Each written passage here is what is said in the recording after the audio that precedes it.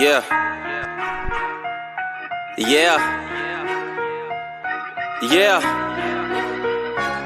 So many lies that you hear from the net, they don't get her respect. She reporting the truth, not a check. You want an unbiased opinion straight from the chest. Not a bit of accomplice or someone here for a check. Tune in, these are thoughts from a lawyer on a mission who goes so hard it's like she works on commission. Trolls in the comments might say she tripping cause they lack the knowledge. They don't know they missing. Got a couple current events that you like. Wanna know about law from the eyes.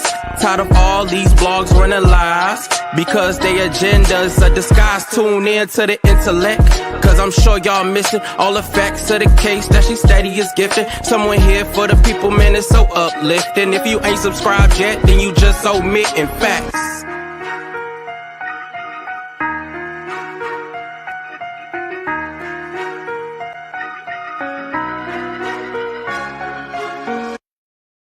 We're back.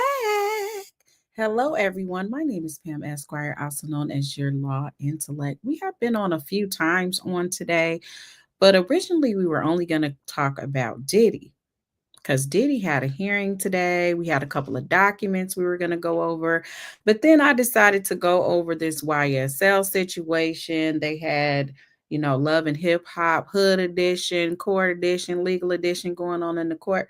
And I had to rush and come back on.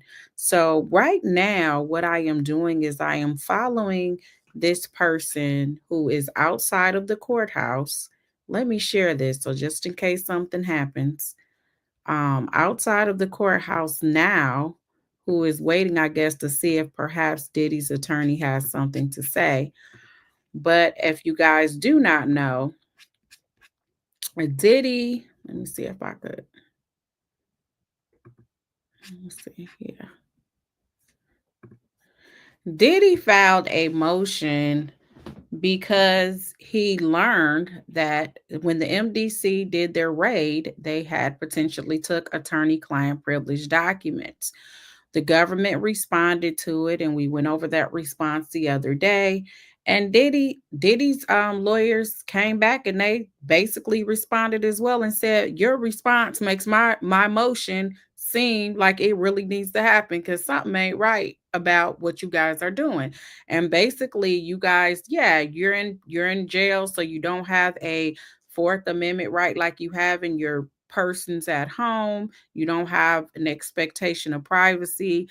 However, the fact remains that when it comes to attorney-client privilege or work product, you don't have a right to look at that. And they had a valid argument, in my opinion, because when I saw that they did that in that letter, I was like, why would the government put something like that in there and just admit that? The government's argument is essentially was that, hey, we didn't make them go search. We ain't had nothing to do with it. We didn't even know that they were even gonna search his persons and whatever. That was pretty much what their argument was, right? Well, today there was a hearing, so I'm gonna go over just the threads. I'm not going to put the thread on here because we're waiting to see if something happen, because all these people are out here waiting on someone to come outside so that they can hear what happened. So I'm just going to go over the thread right quick. I'm like, are these people packing up? Wait a minute. Let me see what this guy is saying. This is from Inner Press.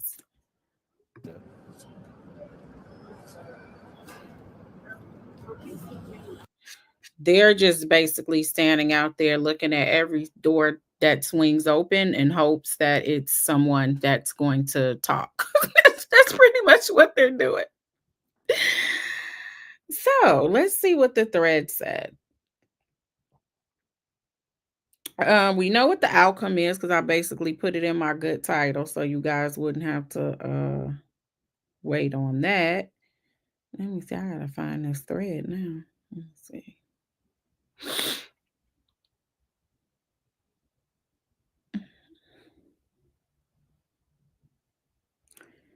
Let's see. We got what the outcome is.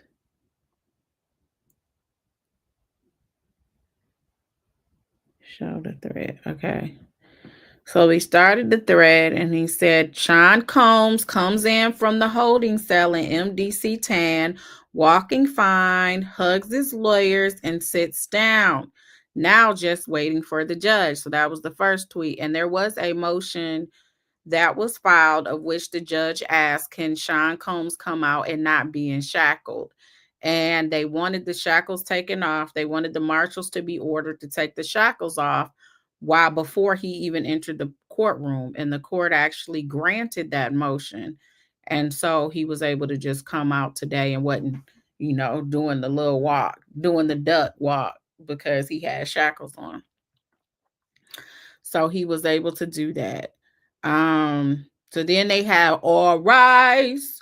Sean Combs' lawyer Agnifilio said, we expect Alexandra Shapiro to arrive at any moment from the Second Circuit. I have Sean Love Combs to my left. The judge said, fine, what are you seeking? Agnifilio said, we want to know how his notes with lawyers came into their possession. Combs' lawyer said he has an expectation of privacy in his legal notes. The judge said this occurred during, did this occur during the BOP sweep of the jail? But you're saying it was a pretext. And Agnifilio said, yes, 19 pages of the notes were given from the tank team to them. And so, as you guys know, if you follow my commentary on it, it did seem a bit odd that the same investigator person you're saying that's not connected to you is the same exact person that I guess decided that he was a part of the sweep, so he knew to go in there. Now they're looking for guns and drugs, but they take pictures of his notes. That did seem a little, iffy. Where is he walking? He just walking down the street? Maybe they're trying to find him somewhere else. Let me see what he's talking about. Did he do it? You can find it on Amazon, and we will cover the bail hearing. Sorry that this didn't pan out, but hope springs eternal. Oh, so it looks like nothing happened. It was a nothing burger. He was out there waiting for them, and apparently it was a nothing burger. It happens. You know what I'm saying? They were all waiting there thinking something was going to happen. So anyway, so Agnifilio says, we know enough to make out a constitutional violation, but we need to know more details about the failures. We haven't been able to test their explanation. We need the surveillance video of the search. So they're asking for the actual surveillance video of the search. Remember, I was asking like, okay, so when they were searching, did they have body cams or something on so you can see and make sure that they weren't doing anything nefarious? Then Combs' lawyer says, we need the communications of Investigator 1. We need to know the role of the U.S. Attorney's Office on what should be photographed.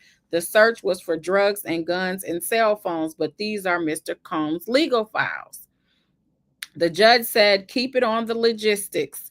Combs' lawyer said, we're not sure it was Investigator 1 was the one doing the search. Who interviewed Mr. Combs? Who went to the area where his legal papers were? Once we know that, we could have a Fifth Amendment transgression.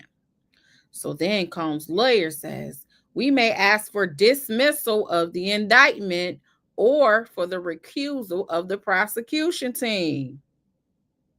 So then the judge says, they used 2 portions in responding on bail, and you want me not to consider those? And then Agnifilio said, they need to hand over those notes, point blank, period. Okay, I added point blank, period. So then Combs' lawyer says, we don't know what the tank team has. We want to know. And we want the material back while this is pending. We cannot waive his attorney-client privilege. We have to be direct or aggressive. Not sure that's the right word. So then the judge said, Judge Subaremian, remember, he just got on the case. So that's why he's doing another bail hearing on Friday. So then the judge said, government, what happened here? Why were they taking photos of Mr. Combs' notebooks? So then the AUSA, Mary Christine Slavic, said none of the prosecutors had contact with them. The judge said, but Investigator 1 was monitoring Mr. Combs' communication in and out. And then the judge said, is this a Fourth Amendment violation or what?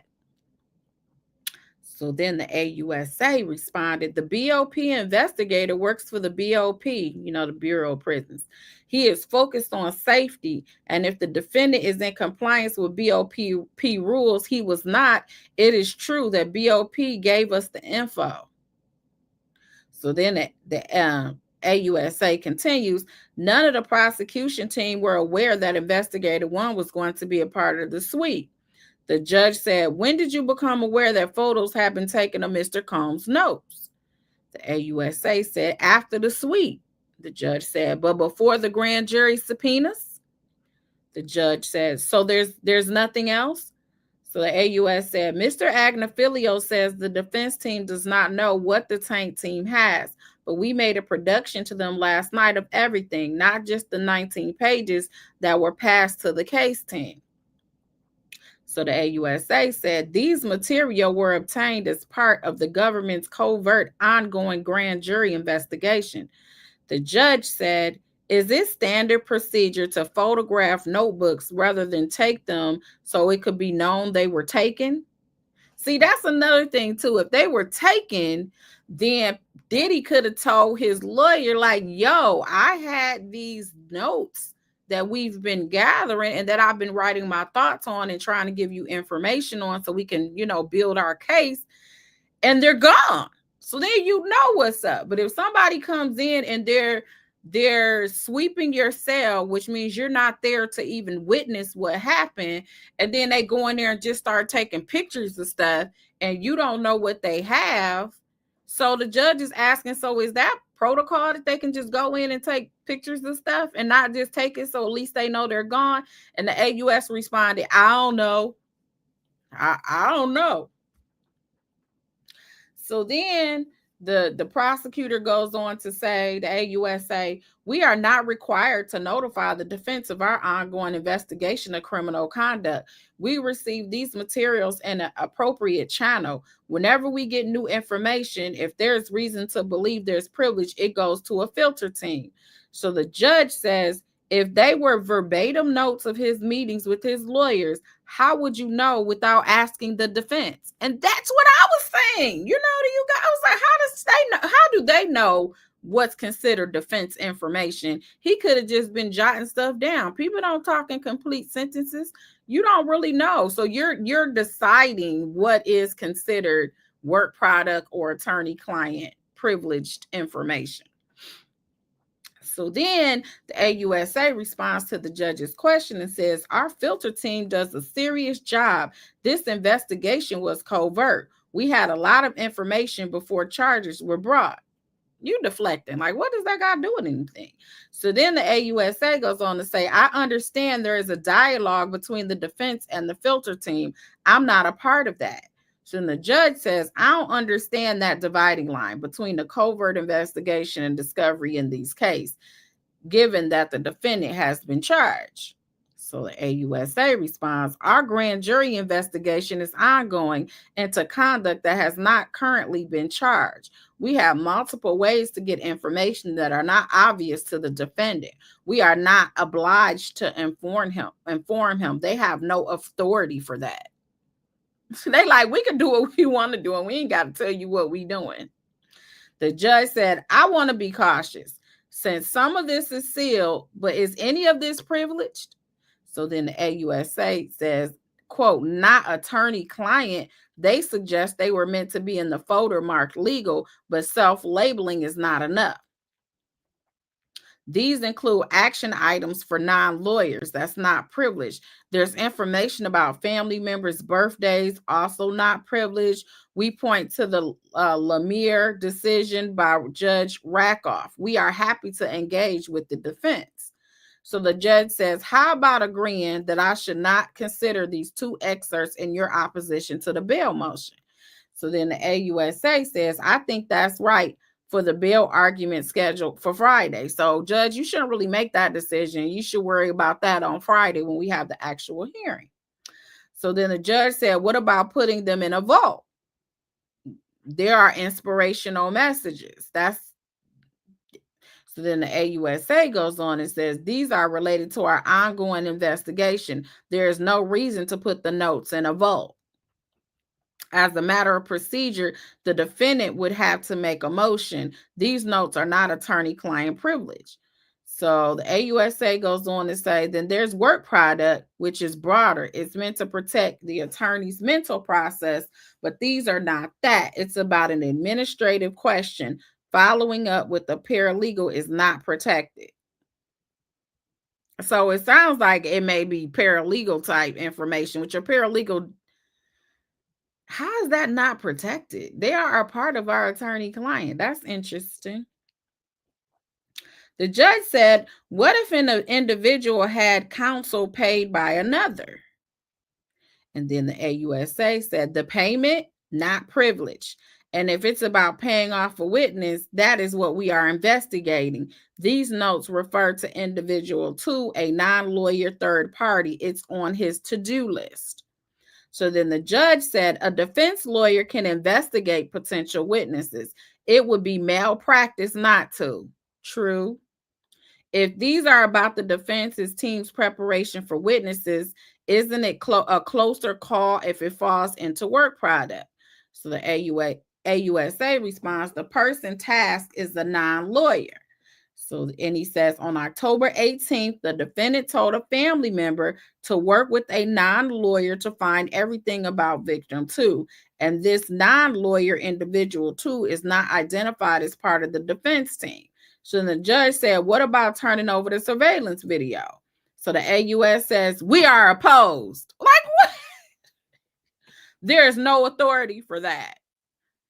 So they asked to see the video of what happened in this raid, and they said they oppose.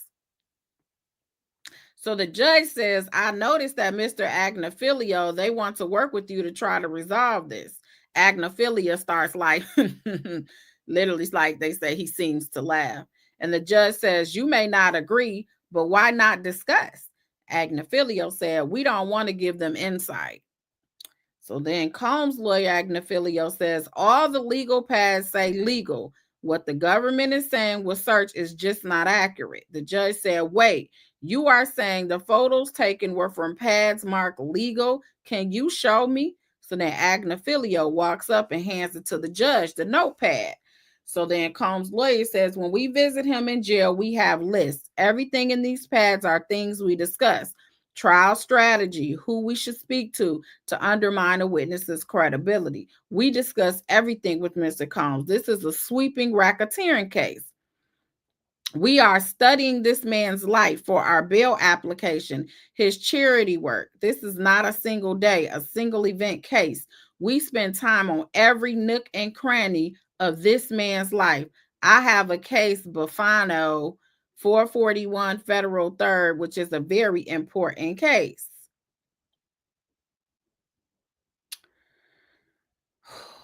And then after all of that back and forth, the judge decides that they are not going to, let me be specific. So then they say, Combs' lawyer says they should preserve the video. So then the AUSA says, fine. The judge said, what about the Jeffries Abercrombie case? So he asked, like, what about in the Eastern District of New York, the government released on the $10 million bail? Be prepared to address the difference. And the AUSA said, oh, it's very different. The judge said, we'll see you on Friday. Whoa. So it sounds like, let me see, I'm trying to get the exact. So basically, the judge will not consider in Friday's bail arguments of any of the information taken, photographed in Combs' MDC cell during the sweep. And the judge has asked the prosecutors to be ready to explain the difference from Abercrombie, Jeffries, on his $10 million.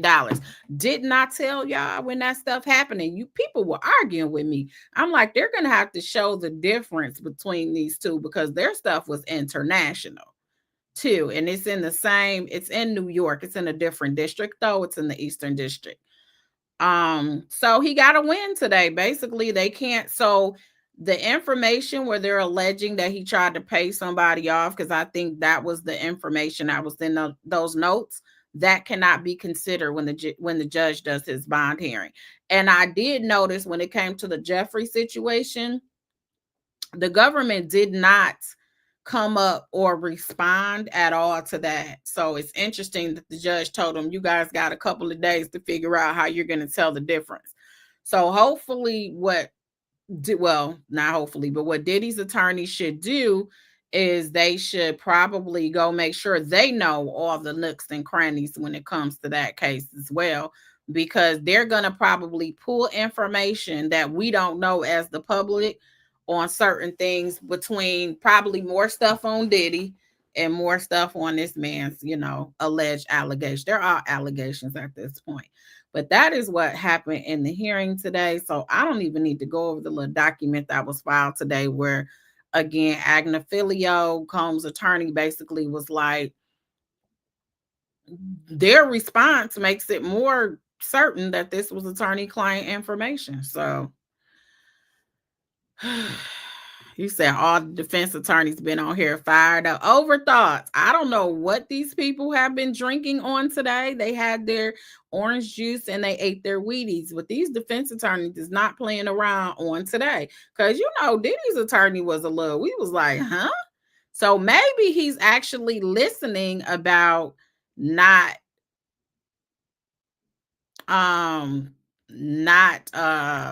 talking so much, because they're out there waiting. It sound like it nothing was popping. So there's that. They need to show the difference, even though I can't stand Diddy. Fair is fair. We know the real reason. And we were all discussing that over here. The thing is this. If you got the information, I said the same thing about YSL. People were like, do you want them to win or something? No, I want them to have a fair trial. If they have a fair trial, it's very unlikely that they will be appealed, that they would be successful on appeal if it's a fair trial. They deserve a fair trial. They're entitled to one under the Constitution. That's the legal system that we're under.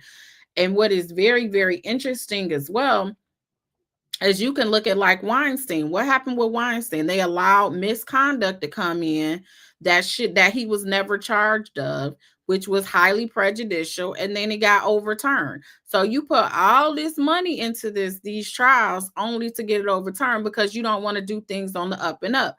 I am very curious about all the information, valid information that they have, not just conjecture all over the internet against him, as far as the non-consensual, as far as drugging people when they did it, as far as allegations of minors or whatever else these allegations are, because it seems like they are consistently trying to trip him up to find something else.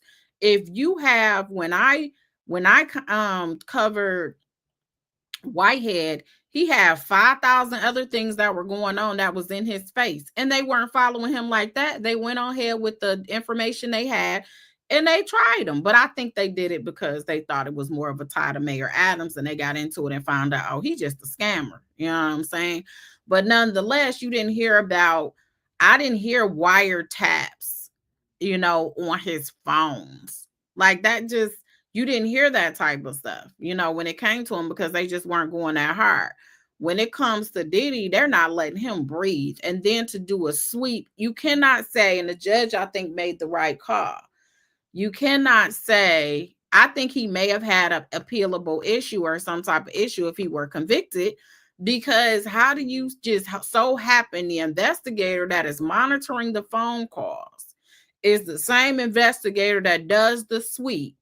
And then you go take pictures of stuff inside a cell, and you call the AUSA like, hey, I got some pictures of some stuff that I took, which means people were saying, I know in my membership, basically trying to say that Diddy it didn't happen because Diddy would have told his lawyer. Well, this explains it. If they took pictures of it, then how would he know if he was not there that they did that? So his attorney I would have been livid if I would have seen that in a pleading and I was defending someone. Because what else? Now do I trust? And this is why I do one-on-ones, like when I go to the prisons, I don't even trust the phone calls where they tell you it's not recorded, because what makes me think you're not recording it, but you just don't throw it in there with the public records, but you still listening to what I'm saying? So to me, and I've been in rooms where it looked like they had cameras, and I'm asking, like, is that camera on before we get started? Because what you're not going to do is like do it in the guise of we're not recording. That means I don't know you're recording, but you could be doing something else, you know, and you try to utilize it for later. You may not be able to use what I say, but that doesn't mean you can start maneuvering yourself in order to counteract what you know I'm about to do based on me and my client's strategy. So I can understand his frustrations. Just do it fair and square. That's it.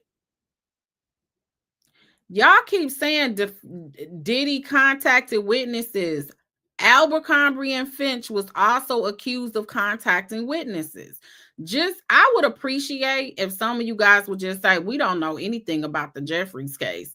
And that's why when you look at the Jeffries bond request, he actually contacted witnesses as well, allegedly. That's what they were alleging.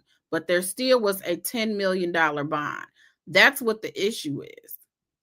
And again, I get it. People are, R. Kelly had him and all over he had like 2-3 cases going on at one time. So somebody wasn't going to let him out anyway.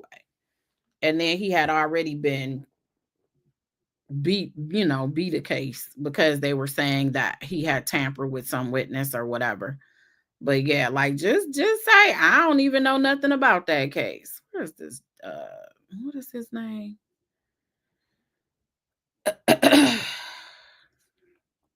See if I got his complaint, because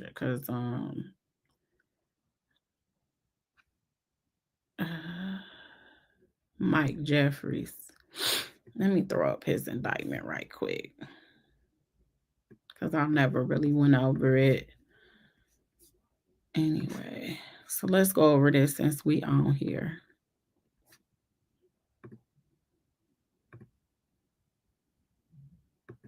Yeah, he was out immediately, and Diddy trying to do a whole. So this is his indictment. It's 11 pages, so they didn't even like try to put all the extra salaciousness in it. But it has the defendants, and this was against Michael Jeffries, Matthew Smith, and James Jacobson, also known as Jim Jakes, Mrs. Cook, and Todd. So apparently he got some aliases. So from approximately 1992 to 2014, over 20 years, the defendant, Michael S. Jeffries, was the chief executive officer of Abercrombie and Fitch, a fashion clothing retailer that owned and operated retail stores around the world. The Jeffries family office was established to manage Jeffries' personal income and assets, which included properties in Watermill, New York, the New York properties, among others. The defendant, Smith, was the defendant Michael S. Jeffries' romantic partner, as well as an employee of JFO. In addition to managing assets, the JFO employed personnel who facilitated Jeffries and Smith's personal and social lives by, among other things, arranging their travel and managing their properties and financial affairs. The defendant, James Jacobson, also known as Jim Jake, Mrs. Cook, and Todd, was employed by the defendants, Michael Jeffries and Matthew Smith, to recruit, interview, and hire men to perform commercial sex acts for Jeffries and Smith, including at the New York property. So this is the sex trafficking and prostitution business. From approximately 2008 to 2015, the defendants, together with others, operated an international sex trafficking and prostitution business. During this period, Jeffries and Smith relied on their vast financial resources, Jeffries' power as the CEO of Abercrombie, and numerous people, including Jacobson, and a network of employees, contractors, and security professionals, to run a business that was dedicated to fulfilling their sexual desires and ensuring that their international sex trafficking and prostitution business was kept secret, thereby maintaining Jeffries' powerful reputation. As part of this international sex trafficking and prostitution business, the defendants paid for dozens of men, including, among others, John Doe's number 1 through 15, individuals whose identities are known to the grand jury, to travel within the U.S. and internationally to meet Jeffries and Smith in various locations, including at the New York properties, as well as in hotels in such places as England, France, Italy, Morocco, and St. Bartholomew, for the purpose of engaging in commercial sex acts with Jeffrey Smith and others. Some of the men traveled to and were paid to attend multiple sex events. The defendants, Michael Jeffries and Matthew Smith, through the JFO, recruited, hired, and paid an exclusive set of household staff to facilitate and supervise the sex events. Among other things, the staff transported men to and from the sex events, arranging physical spaces for the sex events, and supervised the men who attended, including, among other things, facilitating the conduct described above in paragraph 9. At the direction of the defendants, Jeffries and Smith, the staff were present, observed, and acted as security for, including by controlling entry and exit the sex events. The staff also provided Jeffries and Smith and the men who attended with alcohol, muscle relaxants known as poppers, lubricants, Viagra, and condoms, among other items. As directed by Jeffries and Smith, the staff also directed men to, among other things, wear costumes, use sex toys, and prepare for particular sexual acts. Either the defendants, Jacobson, or other staff paid the men for attending the events. The defendant, Jacobson, traveled throughout the U.S. and internationally to recruit and interview men for the events. During tryouts of the potential candidates, Jacobson typically required that the candidates first engage in commercial sex acts with him. Following the tryouts by Jacobson, the defendant, Smith, approved candidates prior to their selection for and transportation to a sex event.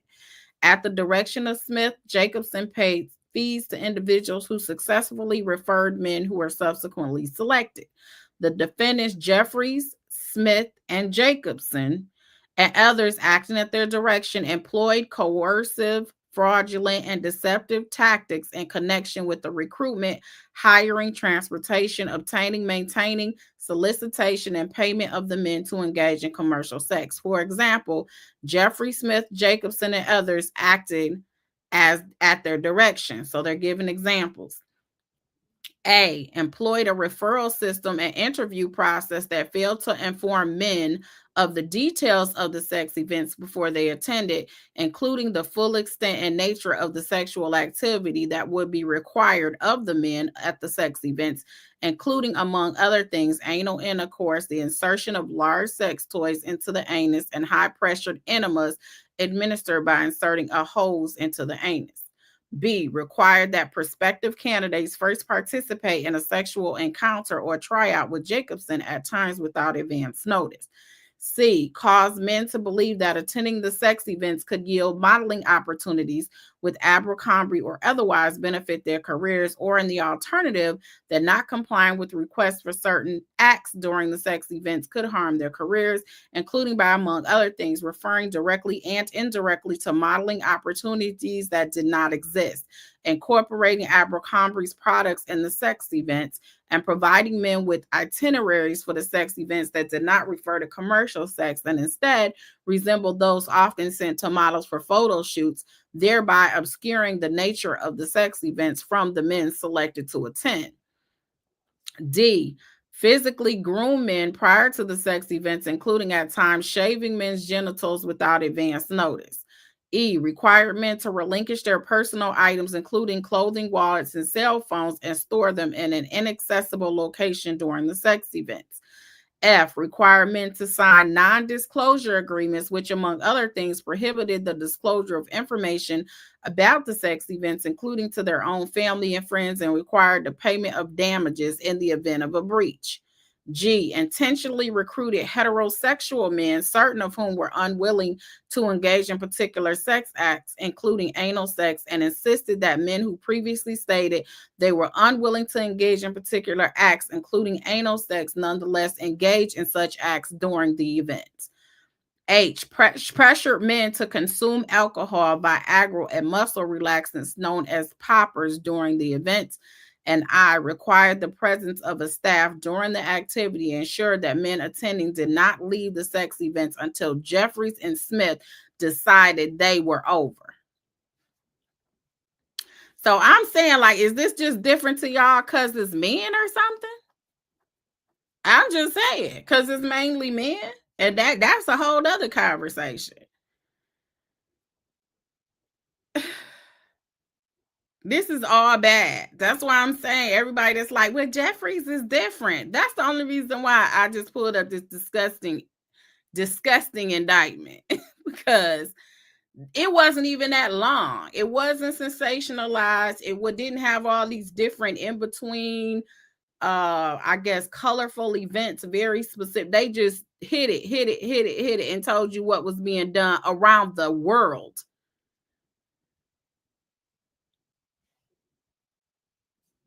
So that's all I'm saying. So then, on more than one occasion, the defendants, Jeffries and Smith, either directed others to or personally injected men in their penises with the prescription-grade erection-inducing substance for the purpose of causing the men to engage in sex acts in which they were otherwise physically incapable or unwilling. Notwithstanding the fact that these injections were not medically indicated and frequently caused the men to suffer painful physical reactions that lasted for several hours. Jeffries and Smith employed their use to feel their own sexual desires by causing men to submit to them. On more than one occasion, the defendants, Jeffries and Smith, engaged in sex acts, continued to engage in sex acts, or caused men to engage in sex acts, including but not limited to anal penetration and the use of high-pressure enemas to which the men did not or were unable to consent. So count 1 was sex trafficking. Count 2 was through 16, interstate prostitution. So then they got a slew of people. They don't just have victim 1.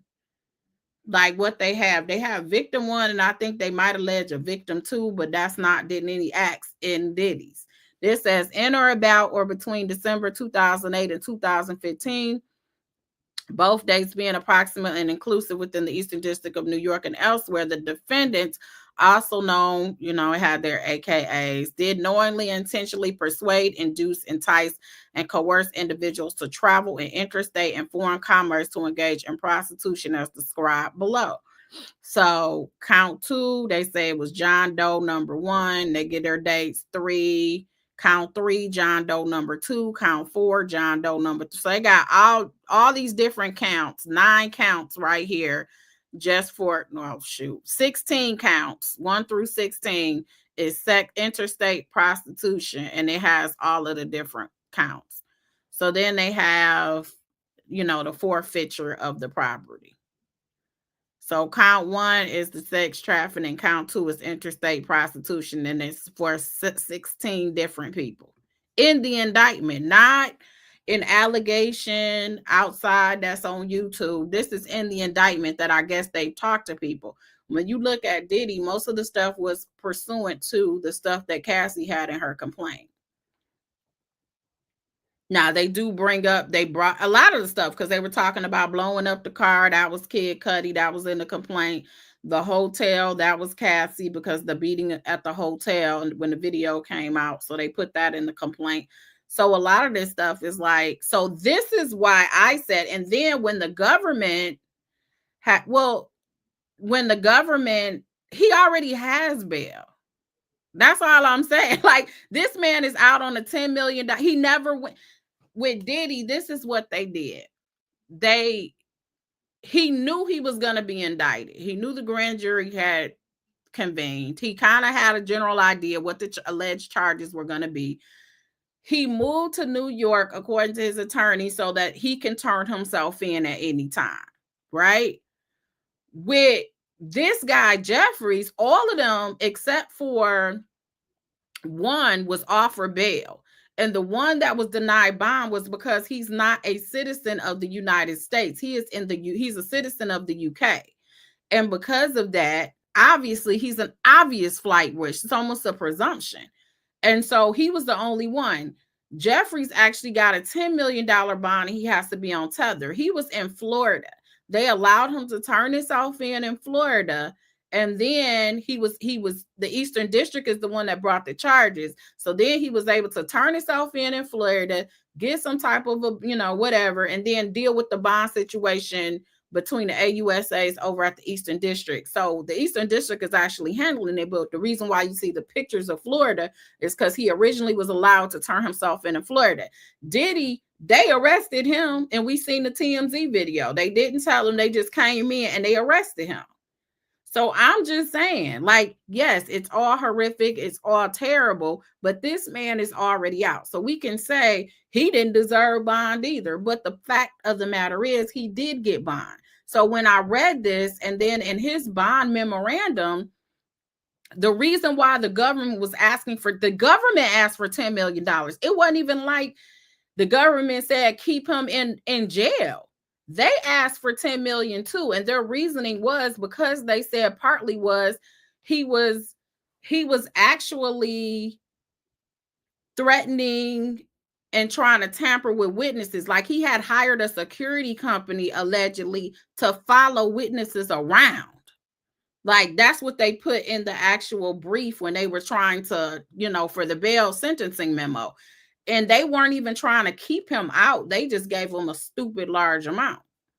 And his is international. That's all I'm saying. I get that people is like, but he didn't know all this stuff he was accused of.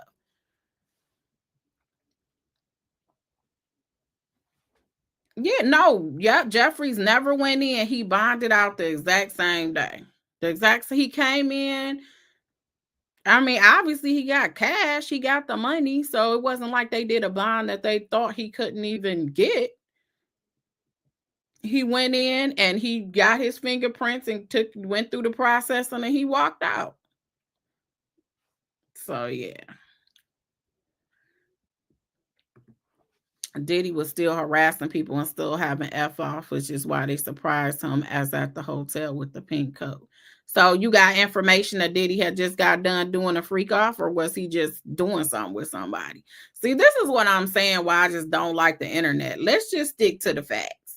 Let's just stick to the information that we know, proof positive of what's going on.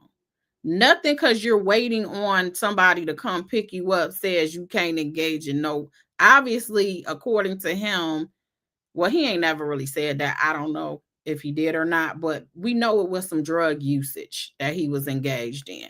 So what do pink coat got to do with them not giving him the heads up? I don't know.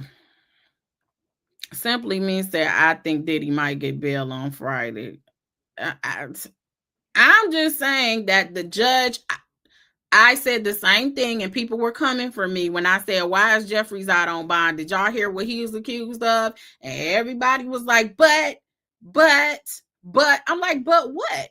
If we were to compare indictments, yes, Diddy's is longer because they put specific, basically it was almost a regurgitation of her complaint.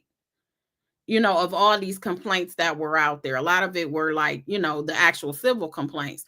But his was clear and succinct. If he wanted to say, they could have did this 100-page longer too by saying, John Doe number 9 said that in 2000, what they say, July 2011 to April of 2012, he would pick him up in a Rolls Royce, and then he would make him snort something or drink some alcohol that seemed spiked. And then when he walked into the door, to his surprise, he thought that he was going to be modeling, but it wasn't model. It was a bunch of dildos. Like they just weren't as colorful and like creative writing of trying to put you in the presence in his. But his is just nasty too. It's just as nasty. The allegations.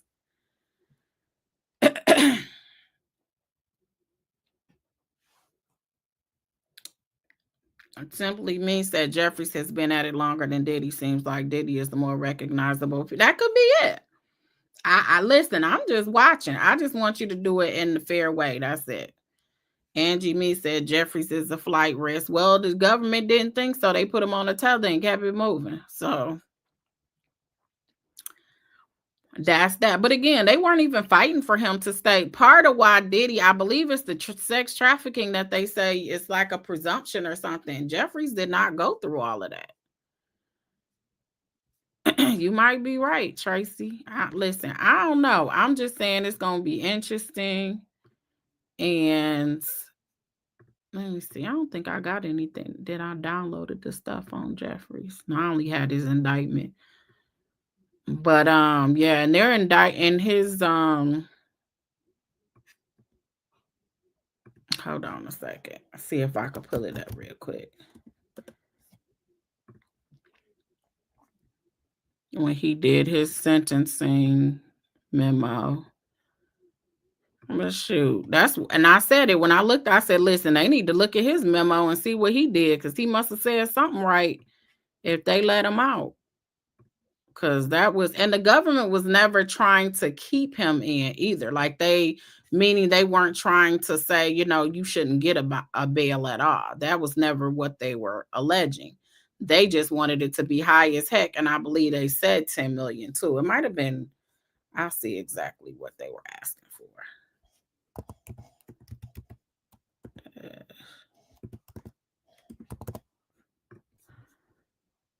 Shucks. Like I said, I think it was only one of them. The guy that was not a U.S. citizen. It was some filed today in his case too. Pro Hoc VJ. Somebody trying to arraignment, redacted arraignment. They put a protective order in. Where did I get that from? They got a lot of sealed stuff on here now. Motion to unseal. Notice of attorney appearance. What letter is this? Letter in advance of arraignment.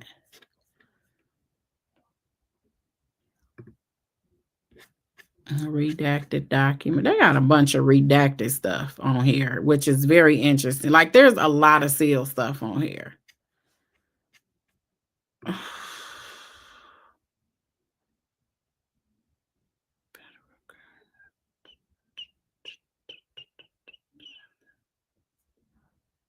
Guess I should have snatched that mug up when I can, because it looked like a lot of his stuff, they don't even have it where you can even get his stuff anymore. Nonetheless, they're going to have to explain why Jeffries is able to get it and Diddy isn't. So that's my purpose of going over that indictment, because I just noticed that a lot of people just must not understand the gravity of the Abercrombie and Finch. And there's also, Tracy, is it a class action or something? Isn't it like a class action that they had? Okay, Tracy said, check my email. Who is this?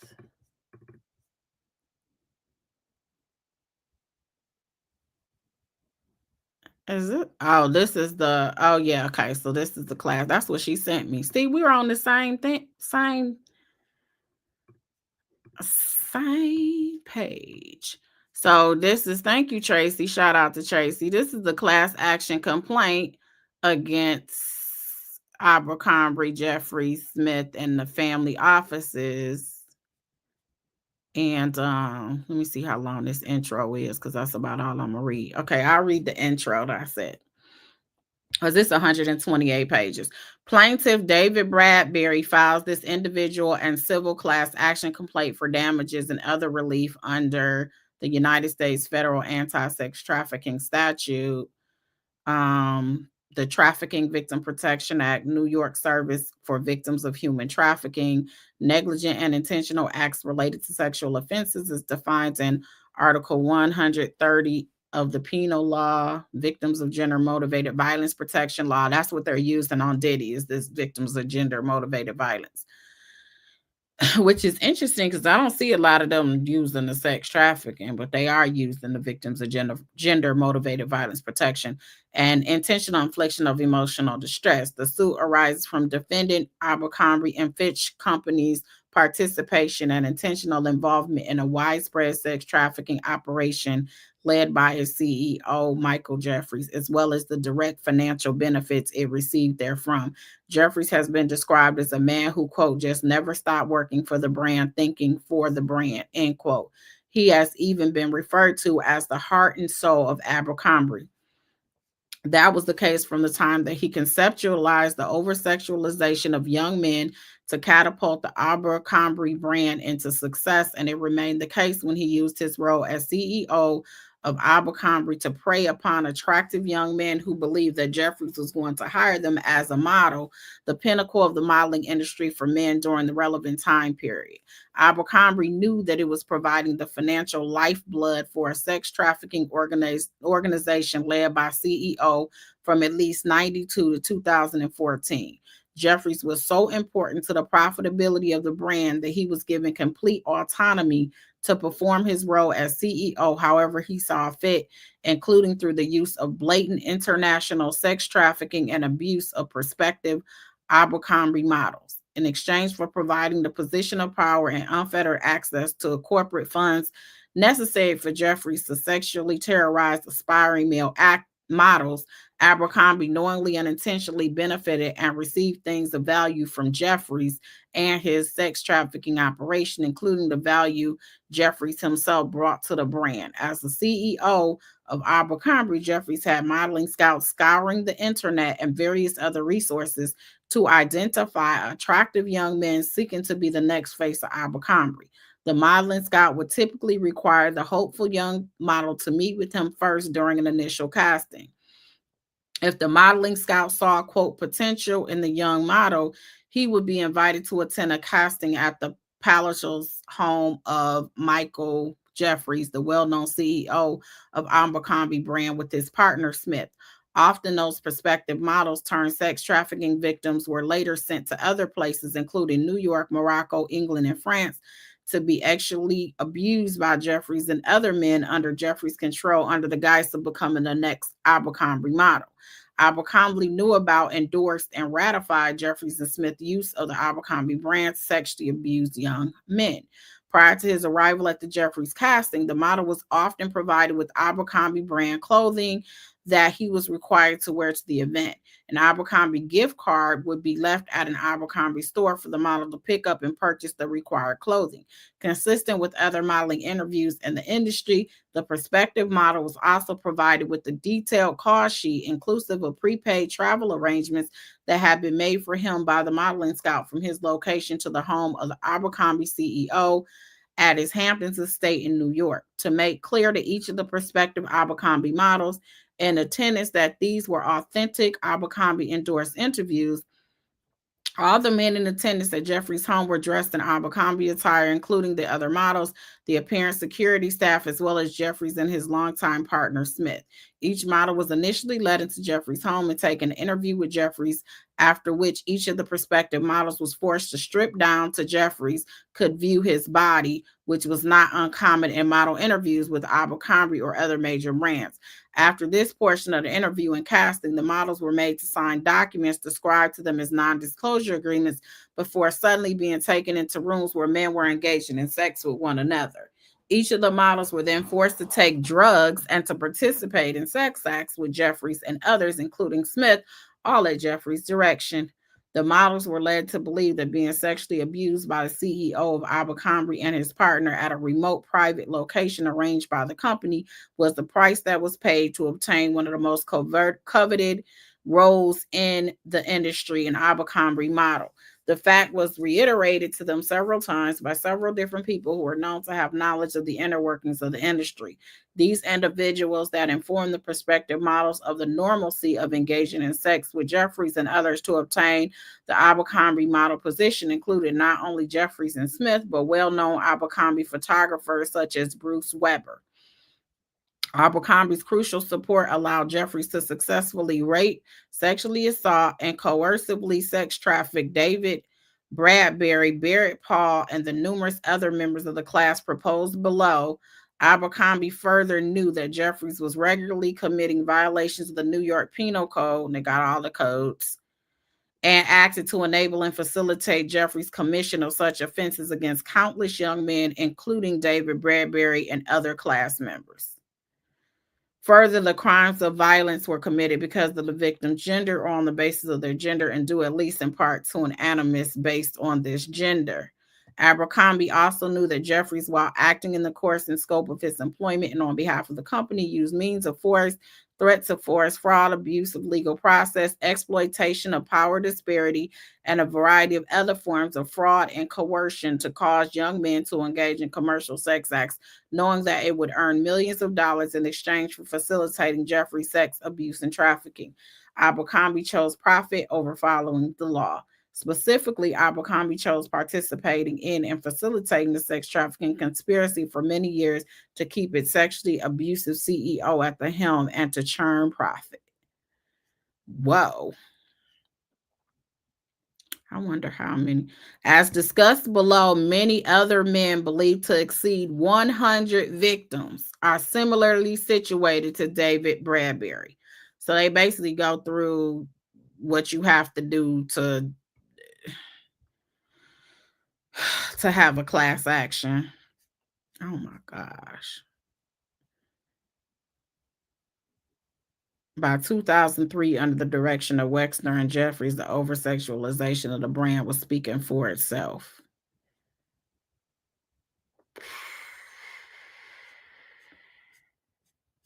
Oh my gosh.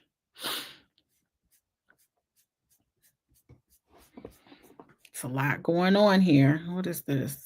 Trafficking victims protect. Oh, now it's going over all of the law. So that's Jeffries. That's his civil lawsuit that is there. So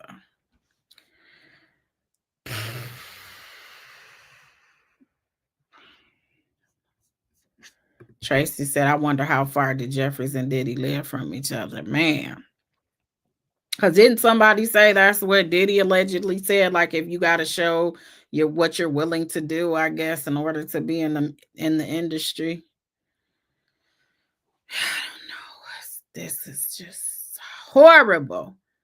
All I know is I don't want to hear not one person tell me that Jeffries was so much better than Diddy. That was just my point of bringing this stuff up. That was it. Nothing more.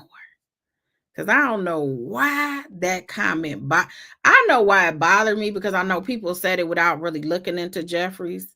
And I don't want to say because he a white guy and you know, Diddy's black. I don't want to say that.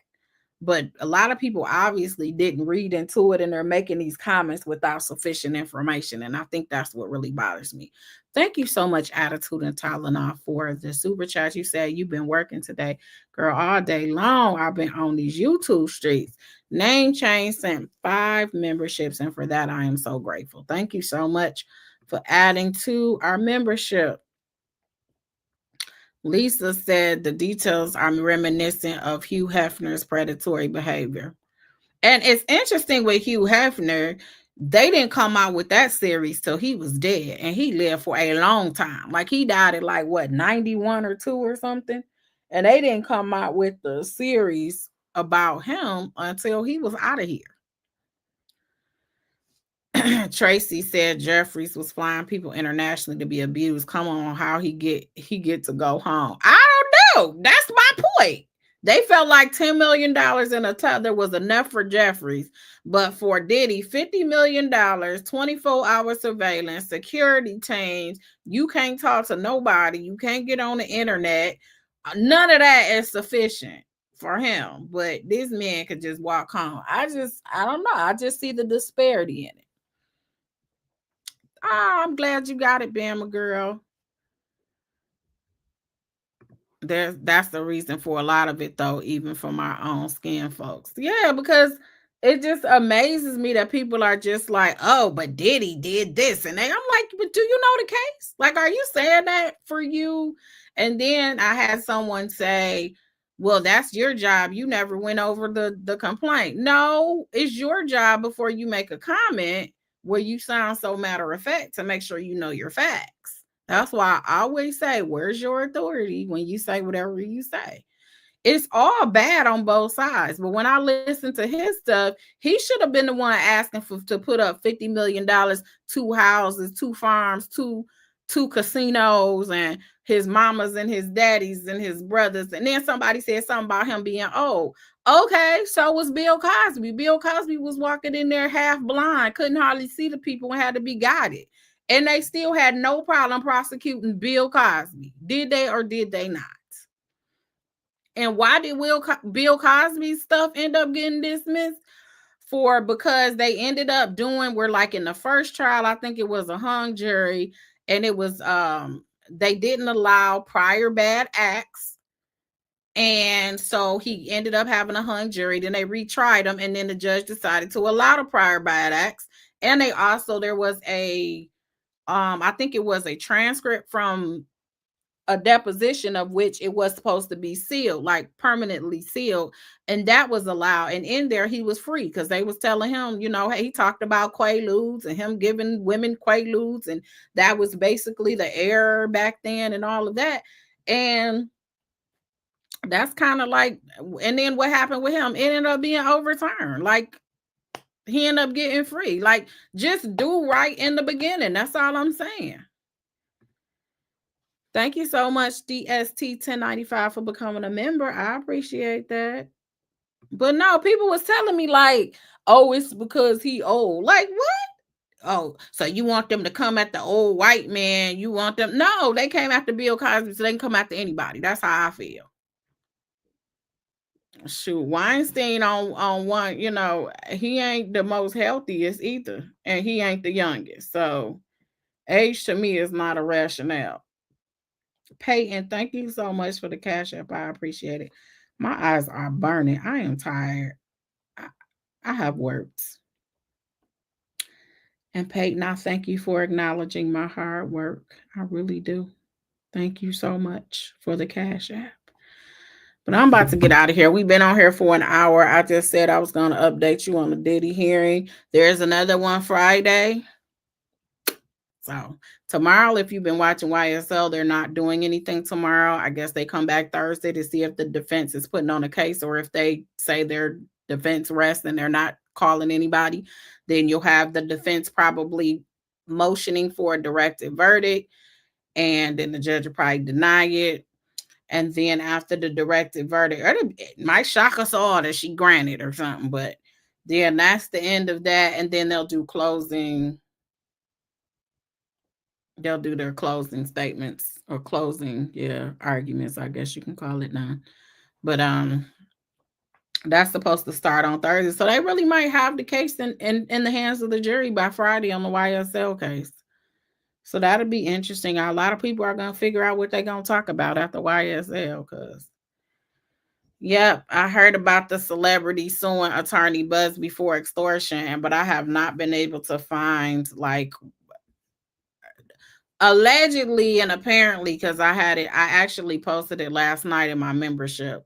According to Busby's platform, he was notified by TMZ that this celebrity contacted him and told him that they were filing the lawsuit and all that. They had filed it that morning, yesterday morning or something. But of course, he wouldn't have gotten it yet because it was supposed to just be filed. He said, oh, you want to play like that? All I did was pull up. I'll show you guys what he said before we get off of here. What's a few more minutes? Let me see.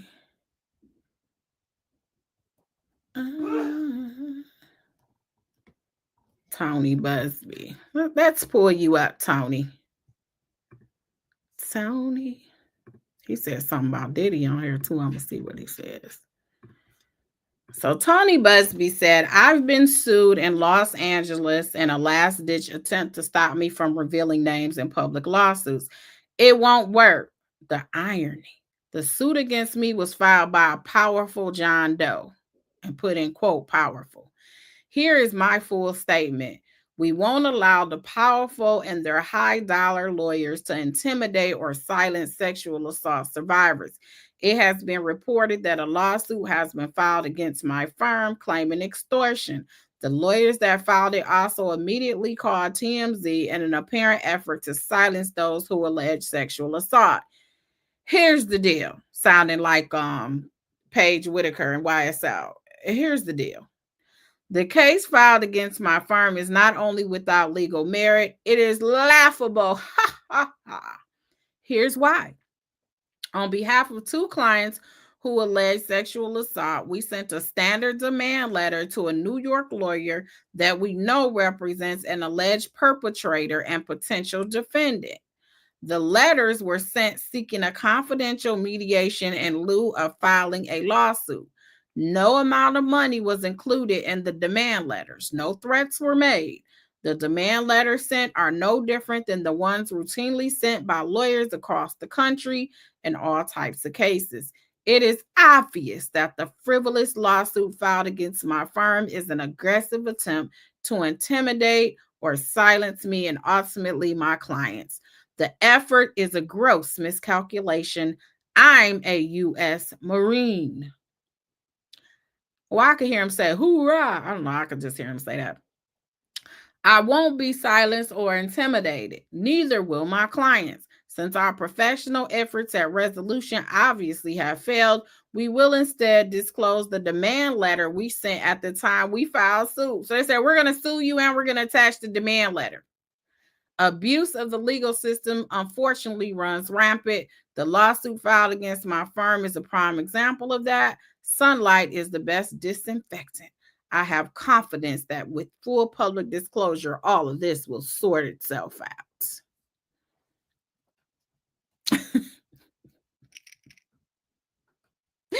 So that is Busby. You said the new Michael Avenatti. Listen, in the article from TMZ though, now I gotta pull that up. Let me see. He said something about Diddy. He said the Busby law firm, along with co-counsel Avaloff Group and the New York local counsel Curis Law, is filing 5 more cases today alleging aggravated sexual assault, sexual abuse, and sexual exploitation against Sean Diddy Combs and those entities with whom he has been affiliated. Several other individuals are referenced in the case filing but are not at this time formally named as defendants. The cases are being brought for conduct that occurred as far back as the year 2001. The egregious conduct set out in the lawsuits occurred in New York and Miami. 3 of the alleged victims in these cases are male, 2 are female. We will let the allegations and the filed complaints speak for themselves and will work to see that justice is done. We expect to be filing cases weekly, naming Mr. Combs and others as defendants as we continue to gather evidence and prepare the filings. Oh, shucks. You filed it where? New York?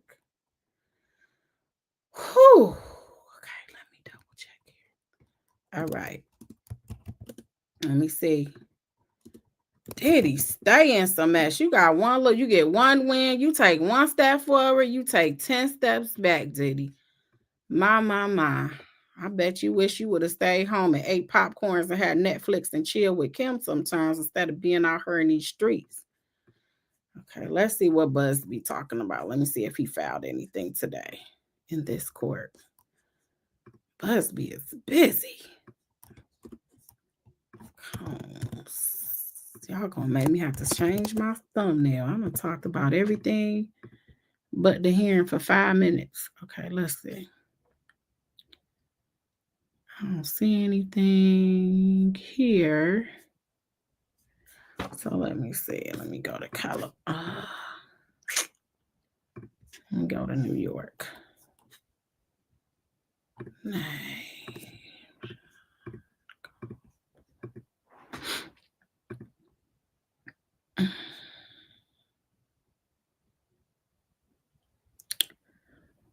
Boom, boom, boom, boom, boom, boom, boom. I don't even see anything like new today. So maybe it just ain't show up yet. I assumed it was filed. It looked like it was filed. Let me read that again. Because he got all of these New York firms, so it got to be in New York. Let me see. Tracy, did you look this stuff up on today? Huh? You said every single one of the lawyers is suspect. Child, they said they about to retire early off of Diddy. It's looking real retiree like. Okay, let's see. Maybe it was in the Eastern District. Let's see. I don't see none, but I guess whenever it comes out, it depending. I can't go over every time somebody files, but if they said they're naming other people in there, I would like to see who else they're implicating in this time. Defendant.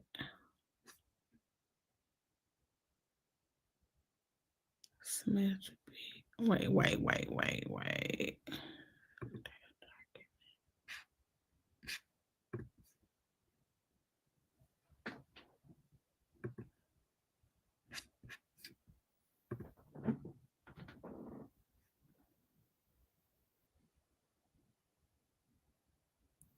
Child, this about this Damon Dash. Wait a minute, this gotta be Sean Combs. You know how people just be suing everybody. This was one of them where they just sued everybody. Let's see.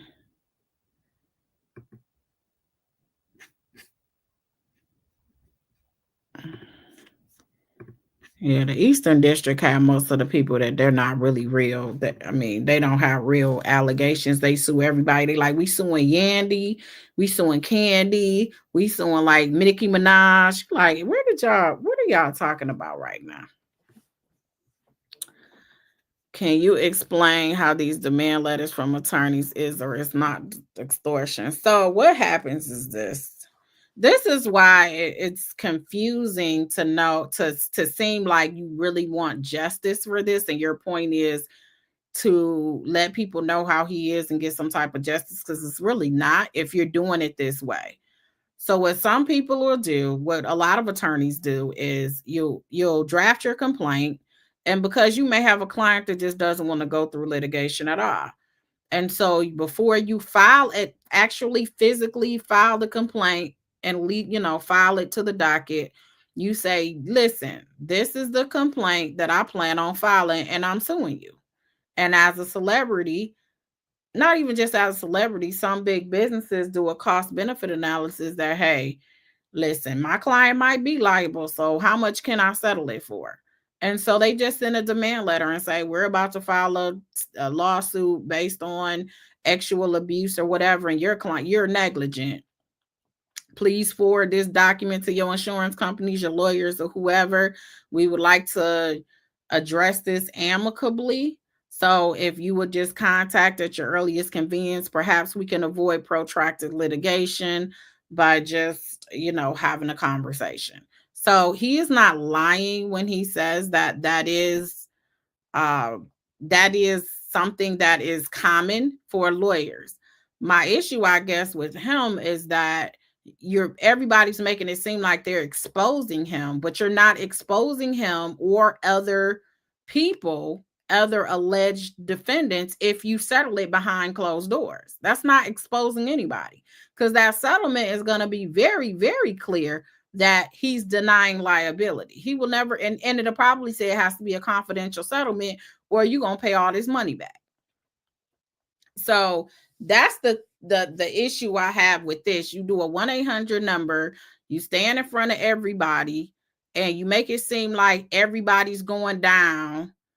And now it seems like a big show, because if you're settling a lot of these, because this is just proof, honestly, that if you sent the demand, you wasn't trying to sue. So, like, you're trying to get rid of as many cases as you can short of an actual lawsuit. So you're putting it out there almost, if you know you were in a Diddy case, a Diddy party, or if you know you were part of any of this may be you. And then he may send out, the letters or the demand letters and say, yo, if you want to settle this before I file. And a lot of people do. They settle it before they file because they don't want this to be public document, be on the public docket and be a public document that everybody can see. So it benefits the other party probably the most. So that's it. Thank you so much, Jay and Janae. I appreciate that. Yeah, there's a few of them that's out there that but again, he's not, generally speaking, he is correct. we typically, if you do civil litigation, you do try to, I mean, if it's a dog bite, I mean, that's nothing salacious or big. It's just like, yo, my client was really injured. Clearly your client's dog bit my client, and my client was, my client's just walking down the street and your dog's not on a leash and bit my client, and they have all these medical bills. Some things are just so cut and dry. Why would you make me sue you? That means you got to pay me at the end, and you got to pay your lawyers. So you do a cost benefit analysis. Sometimes the lawyers cost more than what you end up settling it for, or what you end up, getting that verdict for the other party. You might pay your lawyer $1 million, depending on how high priced they are. And then the actual person you could have settled with would have settled it for $20,000 to be done with it. So they do cost benefit analysis oftentimes. So that's not anything that's new. And that's not necessarily admitting guilt. That's why I said when Cassie sent that complaint to his attorneys, he should have just paid her. But this is just interesting, like I said, to me, because this guy just seems, I don't know. It's like, we're going to bring him to justice and everybody should be scared. Everybody should be worried because your names are coming up. We've had thousands of people call this 1-800 line and all of that, and we're filtering them out. But a lot of the complaints I saw from him sound like he said, she said. I haven't seen anywhere they got videos. I haven't seen anywhere they got text messages. Haven't seen any like real, it's going to be the credibility of them saying that they were there and perhaps they had a friend or somebody that went with them or a cousin or something like that. But I haven't, in his specific lawsuits, I really haven't seen concrete, and then they're going to deal with that statute and whether the statute is applicable, because a lot of this stuff is old. So in theory, it would be precluded by the statute of limitation, but it's all these, new statutes that New York came up with. And that's why all of these lawsuits are filed there, because it would be stale in other states. So